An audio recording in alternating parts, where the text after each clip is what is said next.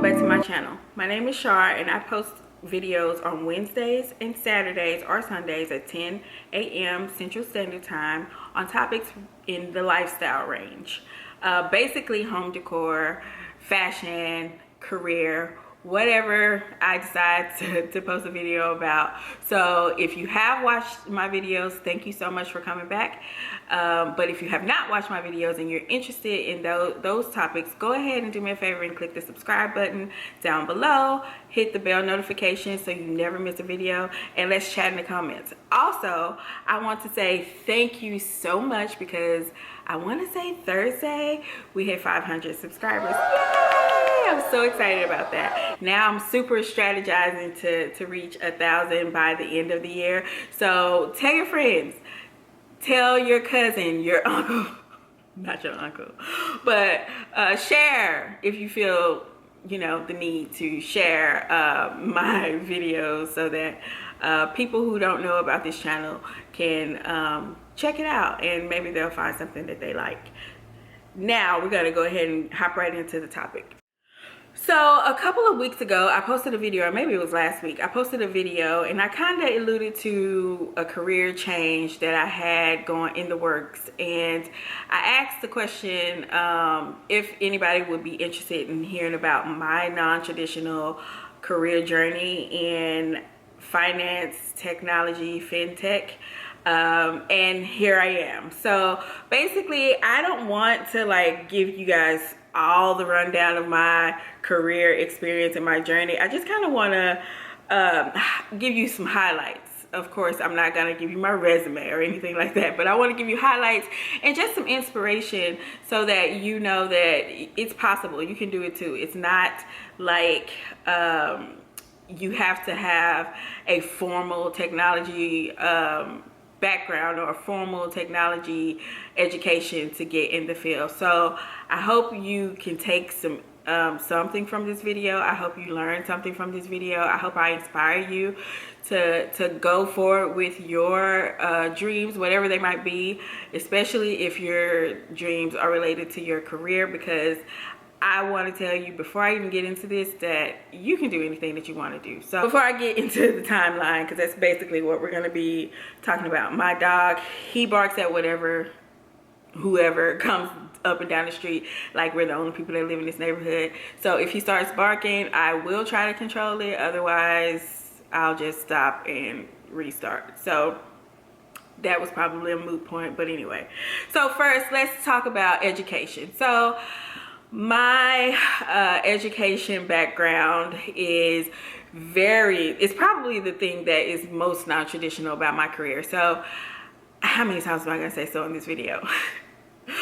My education background stopped in my 12th grade year of high school. Yep, you heard it right. My 12th grade year of high school, I decided to drop out of high school. The reason why I did this is, if you know me, if you know anything about me, if you follow me on social media, Chardenise, Char_Denise, you would know that I have a son that will be 23 this year. I just turned 40, so you go ahead and do the math. But I had my son when I was in high school, and I was almost out, and people always say, you know, it's kind of a judgy thing to say, oh, you should have just finished, but then like you just got to do what you got to do. So without giving you too much into that backstory, I basically dropped out of high school. I needed a job. I went to like get government assistance, and they just made me feel so bad about myself. So I just walked out of there. I didn't even go forward with the government assistance, and I called my cousin. Hey Cherie, if you're watching, I called my cousin and I was like, I really need a job. Is there any opening for me to do whatever? I would do whatever in your office. Could you see if it's possible for me to get on? And she did, and they really didn't have anything for me to do. I want to say that my very first manager, she was super sweet, and I really think she just wanted to help me. She probably wouldn't even, you know, expect me to be in my career where I am today, but I do want to say that she was like my guardian angel. And I don't know where she is today, but Fran, you are the real MVP, okay? So, but basically I got hired into a corporate environment, basically to open up mail, file documents. You know, this was in June of 2000. So still way back when we were doing a lot of things on paper, but technology was starting to be a little bit more in demand. So in June of 2000, I got hired in a travel company, and I basically opened the mail. I worked in the mailroom. There was a ton of mail, so there was always something for me to do. So I opened the mail, and I would, you know, bundle the mail, pass it around to different groups. I made friends with the CEOs, at administrative assistant. I got to talk to the CEO and the CFO all the time because they had mail all the time. So that is another thing that I want to say in this video is you have to be personable. You have to be willing to, you know, chat people up when you have the opportunity. That doesn't mean you're gonna be able to afford yourself positions or whatever because you know people, but they do say it's about who you know. So anyway, I did that for probably a year, and then they started to have like this new program that they were working on for checks. So basically all of the people in the accounts payable team would complete their invoices, send their invoice batches to a check printer, print the checks. If they were on carbon copy paper, you know, the paper with the check in the front, there was like a pink sheet and a yellow sheet. It was very old school. So they implemented a new process that automated the check printing, which basically sent their batches to one centralized location, and the system would print the checks. So they were looking for someone to do it, and I was like, hey, I'll do it. I wouldn't mind learning something new. Can y'all show me how to do it? I'll do it. So I ended up, you know, being responsible for the checks, which was like something way more, I guess, involved in the day-to-day processes than just, you know, I'm not gonna say than just, but then opening the mail and getting the mail passed around, filing stuff, etc. So I was able to get into the system, learn the system a little bit more, and just kind of go from there.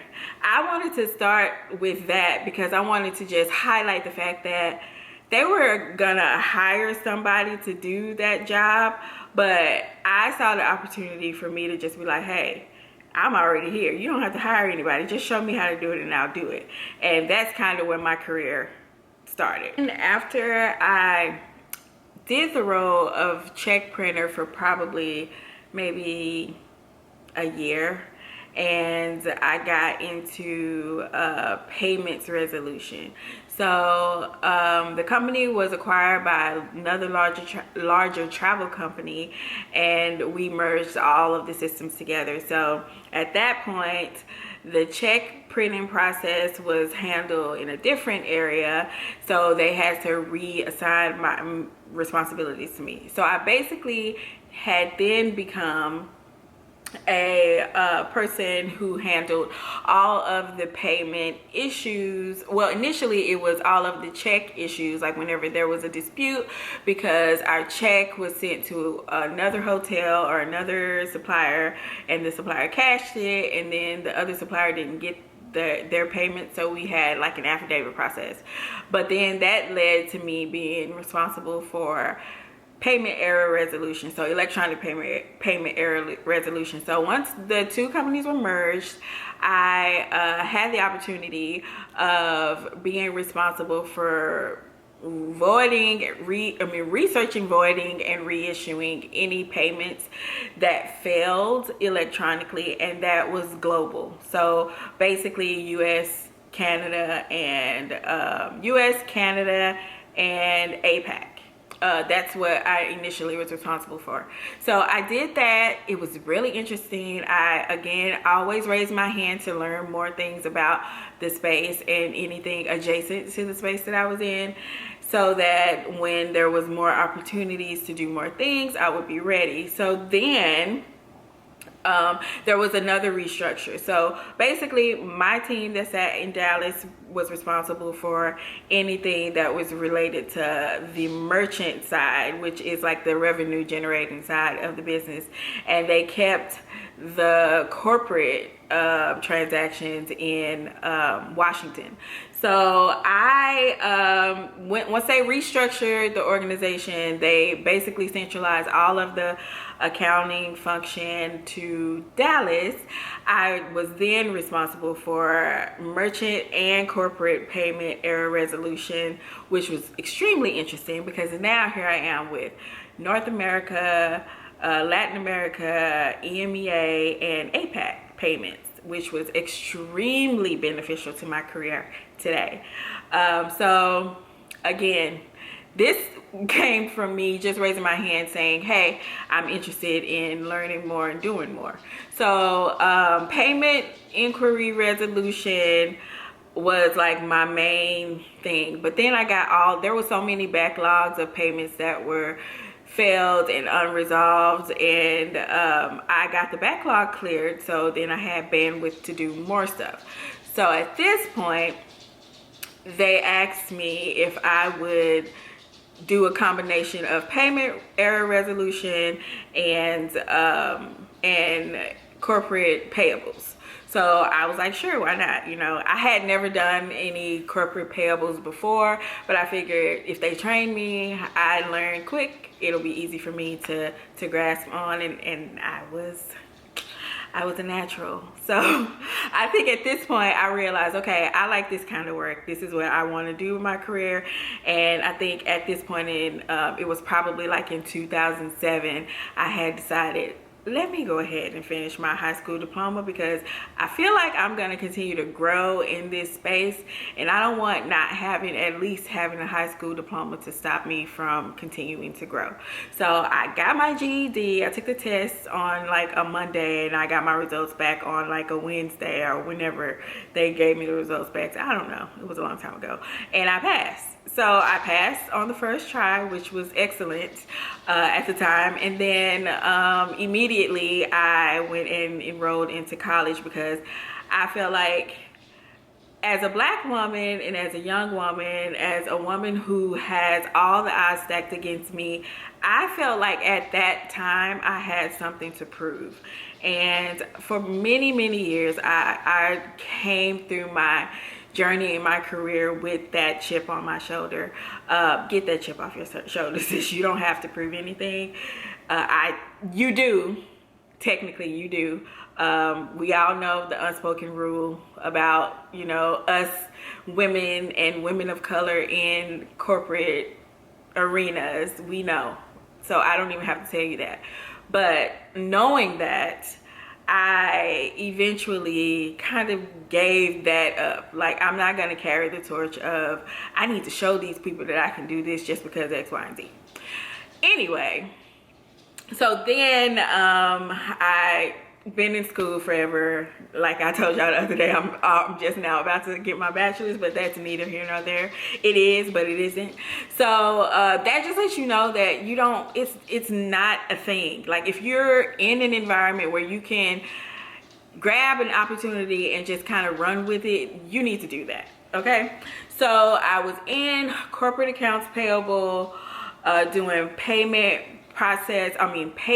error resolution and invoice management. I specifically was responsible for all the payments and all of the APAC invoice processing. So me handling invoices and payments in APAC and global, all the payments, was like huge for someone who, you know, like with my status, I was just now getting, a couple years before, was just now getting my GED. So like I said, you have to raise your hand. Don't listen to that. Oh, you getting paid for that? It doesn't matter if you're gonna get paid for that, because guess what? The things that you learn while you're raising your hand and volunteering to do things that are going to be 100% beneficial to you in the future, that is your payment. Okay, so remember that.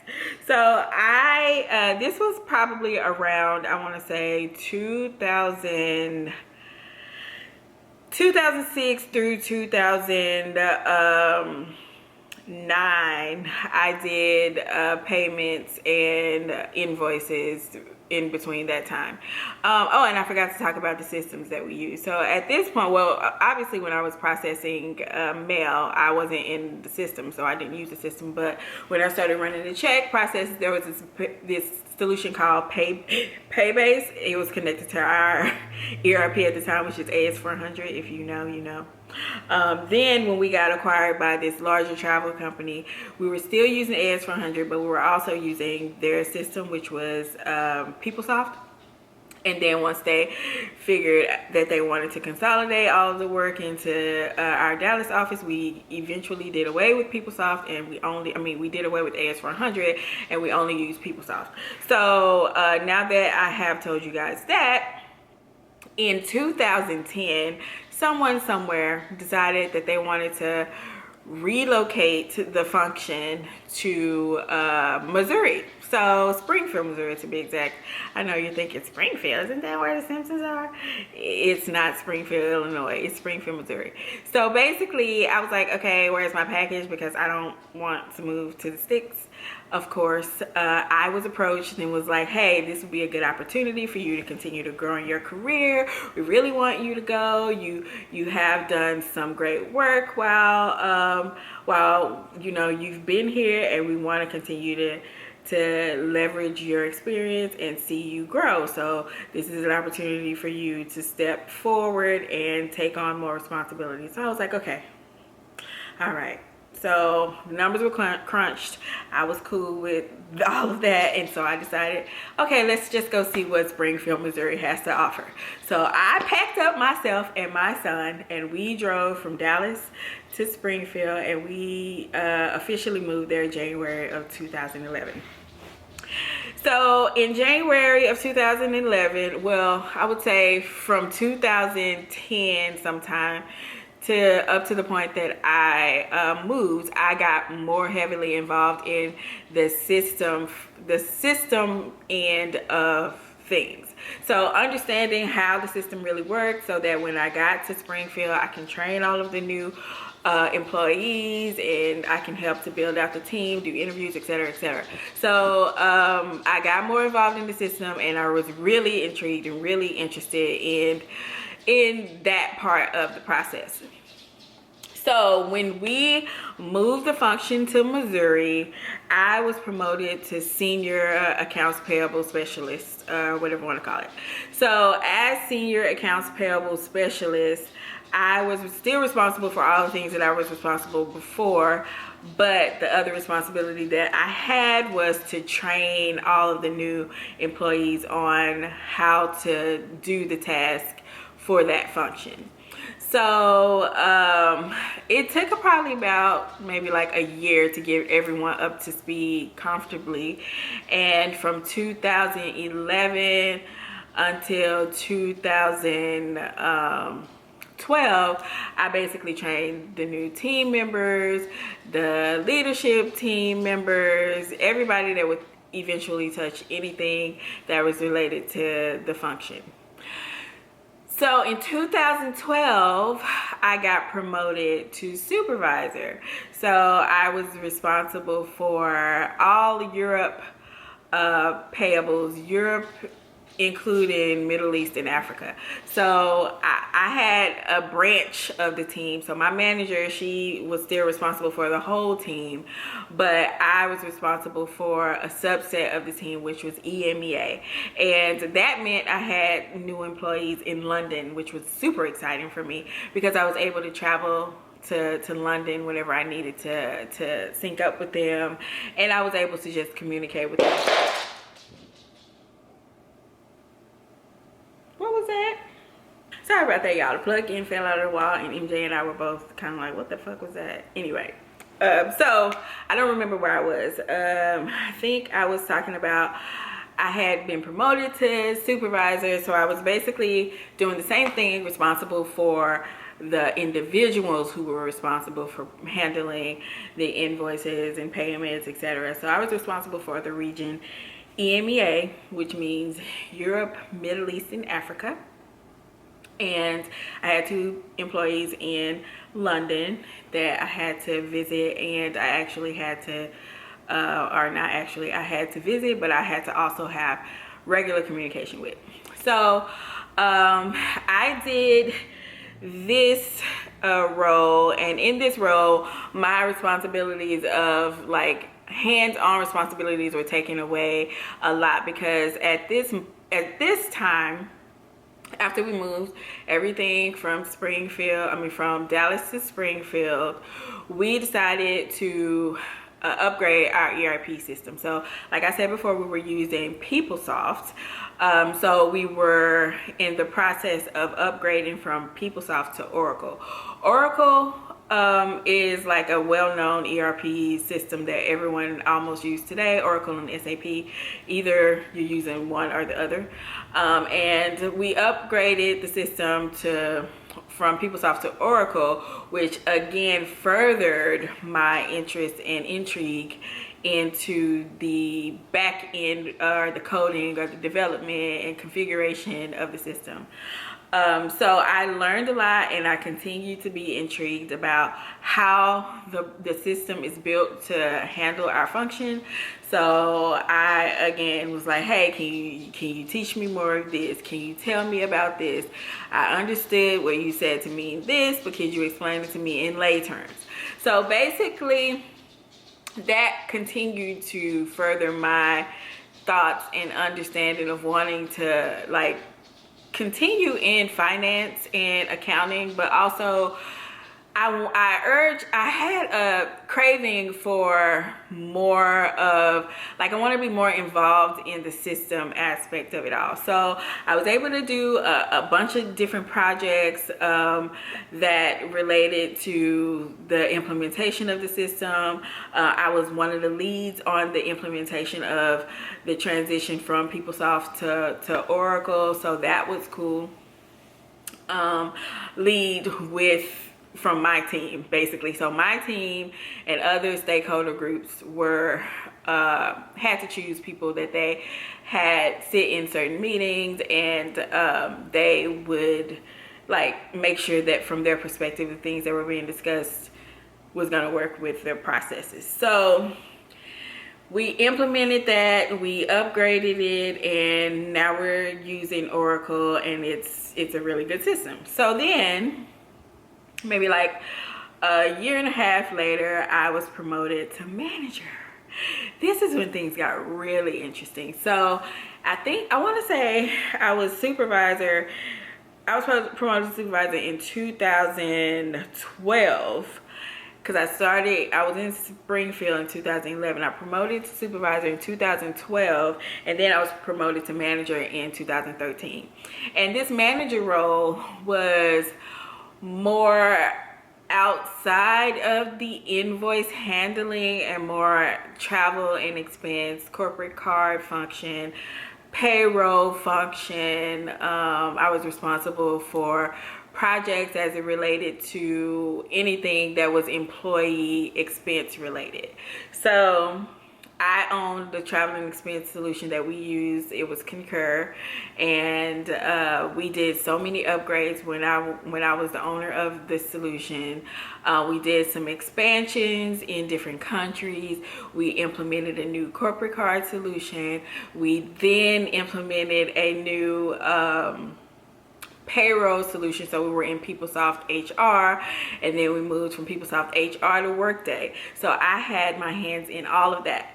That's technology. Even though my title was not engineer or developer or whatever, I was a finance leader, but I was a finance leader that sat at the table in building out configurations and systems that impacted my space.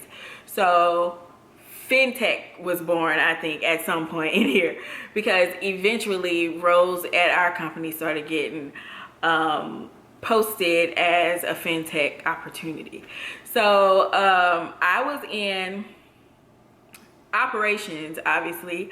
So my title throughout this whole time was not technology related. It was something specific to operations. So my title at this point was Global Payments and Travel and Expense, Global Payments and T&E Manager. So I just know that in there I leveraged all of my experience and all of everything that I knew and anything that I was learning, and that kind of built up my resume to be more technology. So then I did that for maybe like 2.5 years. I was travel and expense manager from 2012 to 2015 actually. And they asked me to come and join the team in Seattle. Is when I moved from Missouri to Seattle in 2015, and I joined this product management team. So I became product manager for all of the teams that I had ever been a part of. So for all of the things that I had ever been a part of. So basically I was responsible for continuous improvement in travel and expense, corporate card, Oracle, anything that the accounts payable team used as a system. I was responsible for the continuous improvement as the product manager. So as product manager, I got to do a lot of fun things, and I got way deeper into like the configuration side of the technology end of the areas that I was responsible for. So I was a product manager for accounts payable. That means I worked with the engineers who were responsible for the development of Oracle, who were responsible for the integrations with the solutions that accounts payable use, like Concur. It was integrated to Oracle, but the corporate card was integrated to Concur, then to Oracle, and everything was integrated to Workday because partner or employees' data was fed from there to Oracle, and then to Concur, so that their expense reports can be paid to them appropriately. And then there was two big projects that I took on as product manager. One was accounts payable automation, and that we'll talk about that another day. But that basically involved me going out, doing research. I did a year's worth of research. I went to maybe like 4 or 5 conferences in different cities in the US. I did a lot of research on the internet. I got basically a updated download of what the processes were as they sat, so that I could identify the gaps and basically recommend at the end of the day a solution that would be a good solution for implementation to help automate the accounts payable function. Another big project that I did was the expansion of the corporate card and the implementation of a new corporate card program, but also the connection of the corporate card to the travel and expense solution onto the ERP for payment.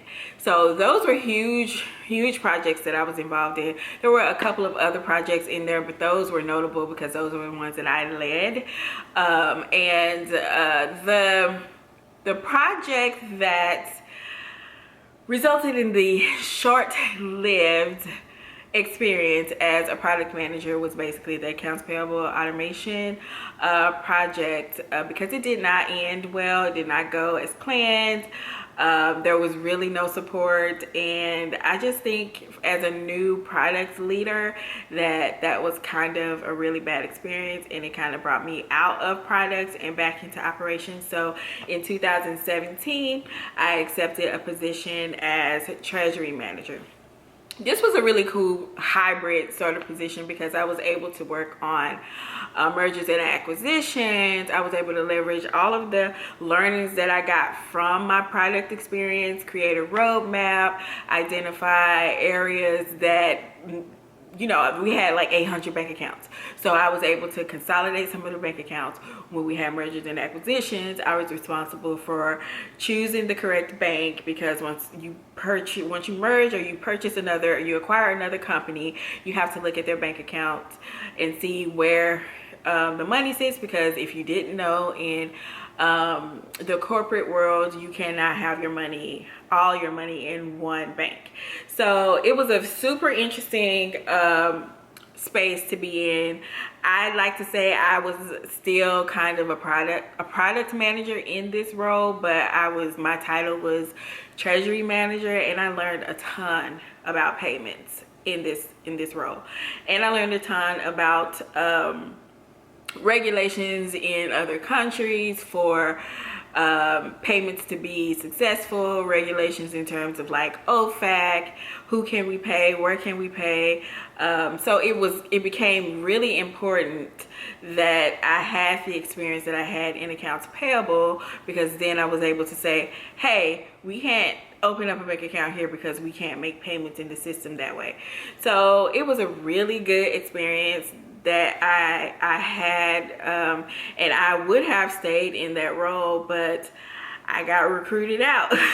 So basically, I got reached out to by another company in a different industry in late 2018, and you know, while I would have liked to stay at the company that I worked for 19 years, it was just not going to happen, because I was being offered an opportunity that came with a significant salary increase and you know, equity and all kinds of things that I was not getting as a long timer in the company that I was working for. So I put in my resignation, and effective January 1st, I started working at this new company in the retail industry.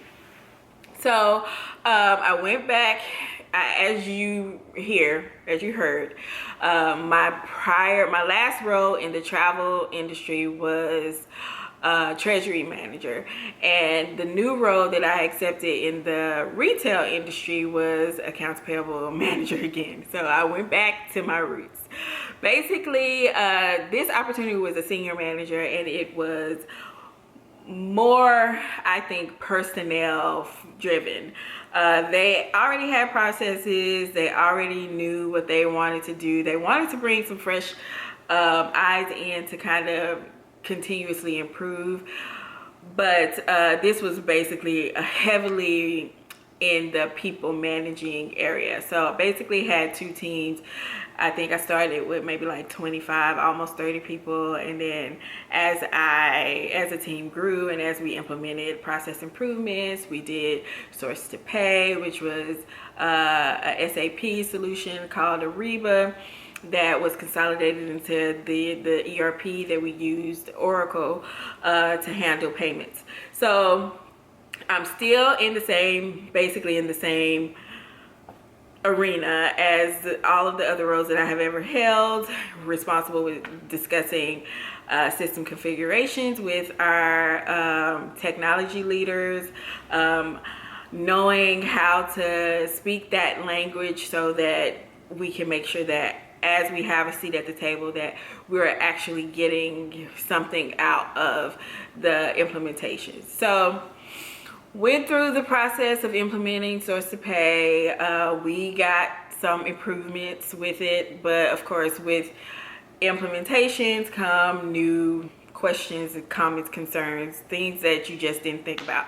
So a lot of things were improved, but we still had some opportunities for improvement. But at the end of the day, I was not able to, you know, I did not see myself growing in that role because it was basically, the team was already established, the company was basically well established, and I don't know if my ideas really curled over or if, you know, there was real desire to see change in that way. So I once again got recruited, and well, I got referred and recruited for a new position back in the technology company for accounts payable. This position is reminiscent of my role transitioning our AP function from Dallas to Springfield, in that this company has recently implemented Oracle, has basically a green team. I'm basically hiring for one role, and I haven't even started working there yet. So I accepted this position because I saw that there was an opportunity for me to really affect change in the space. I'm gonna leverage all of my background and understanding about the space itself, accounts payable, finance, technology, that I know that's related to this space, and do whatever I can to improve processes or create processes that don't already exist. So as I embark on this new journey in my career, I will definitely be sharing with you guys how things are going. So I accepted this position, though. Let me just say, I accepted this position. It's still in finance, basically accounting, finance, whatever you want to call it. But there are opportunities for me to, again, leverage my experience system-wise, my relationship building cross-functionally with the developers and other stakeholders that impact, or I have an impact on. So I'm super excited. I'm super excited about continuing to get to develop talent in a space that I am a subject matter expert in, but also I see so many opportunities for me. This is an opportunity for me now as a 40-year-old, just about to be graduate from college, you know. Let me start thinking about, what does the next 10 years of my career look like? And for me, I've been itching to get back into the product space, but I want to take this role because I feel like I need to see, do I want to continue to grow in this space? Because my next role should be director if I stay in this space. My next role should be accounts payable director. But after that is senior director, and after that is VP, and after that is senior VP, and then after that is CFO. Do I want to take my career in that direction, or do I want to go ahead and become an individual contributor and go back into product and expand my career that way? So I don't know yet. So we'll see how this role works out. I have a smaller team, so this will give me the opportunity to like really sit and think, sit with my work, sit with my responsibilities, and think about my future. So yeah, I don't know if you counted how many times I said so in this video, but I hope you enjoyed the video. And I just want to add that, as I mentioned before, I got my GED in 2007, and I started going to college in 2007. And a huge thing that I think people think is that I'm college educated. I mean, I guess you could say I am, because I have like 200 credits. I have like 200 college credits, so I should have a degree by now. But that's neither here nor there either. But I didn't stop, you guys. I think today is 2022. In this day and age, some companies do not look at whether you have a degree or not. Me continuing to pursue my degree is personal. I wanted to get my degree because it's something that I started and I had to finish. And I'm not gonna say some companies don't require you to have your degree, because I almost got another job, but they did not want to pay me because I didn't have my degree. So I said no. But I am saying all of this to say, regardless of the degree that you have, if you do have one, you can always get into a space that is different from your education. Regardless of if you don't have a degree and you want to continue to grow, leverage the area that you're working in, the environment that you're working in. Ask questions. Ask to be a part of projects that aren't necessarily related to your position. You know, just always be willing to step in there and do things that you're not necessarily getting paid for, because at the end of the day, they will benefit you, as you can see. So I wanted to leave you guys with 5 words of advice from I guess my experience. As you heard, like, my experience was hella non-traditional, okay? So if I had to leave you with anything, one, it would be to never doubt yourself or your experiences. Like, don't downplay what you bring to the table. I hate that term. What do you bring to the table? Don't downplay what you can add. You know, you can always add value, whether it be just ideas or technically. Don't downplay yourself and your experience. 2 would be volunteer. Again, volunteer for opportunities to expand your learning, to add value, to kind of put yourself out there to be seen. Like, another huge part about continuing to grow in the corporate environment is visibility. So you want to have some level of visibility if you want to be put up there for opportunities to advance. The third thing that I would say is, you are not a tree. This is one quote from the great Myleik Teele. If you follow her, if you know her, you know. You are not a tree. You do not have to stay. Don't be loyal to a company who will just replace you when you leave.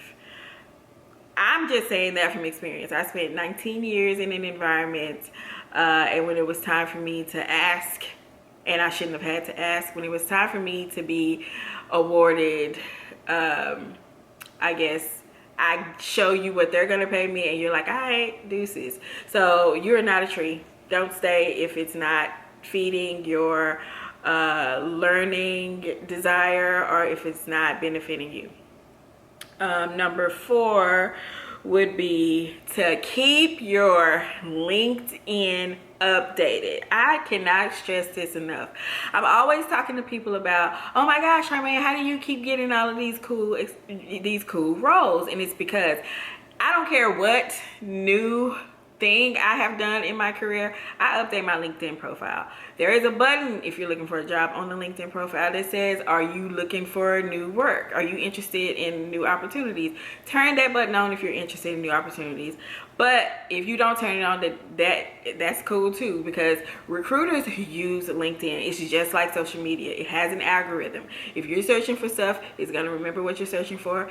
Just like if they're searching for things, they're going to remember their searches, and they're going to get the same pop-ups on their end about candidates that you would get about roles. So keep your LinkedIn updated. Keep your resume updated. And when you're applying for jobs, tailor your resume to that role. That is extremely important. And don't be super wordy in your resume. Get straight to the point. Share your experiences. Regardless of what the role is, your experience should be highlighted in a way that shows that it fits the job. You're selling yourself, basically. But yeah, keep those things updated, because you always need to be ready. You gotta stay ready so you don't have to get ready, okay? And finally, you can do anything. I am here to tell you that you can do anything. Just do it. Like, commit yourself to it and do it and get it done, and you can do it. So I hope you guys learned something from this video. I hope you can take something from this video and implement it in your life.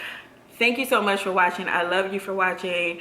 Let's talk in the comments. If you have more questions for me, I'm happy to answer them. And yes, hopefully this was a good video, and I hope you enjoyed. Thank you so much. Talk to you later.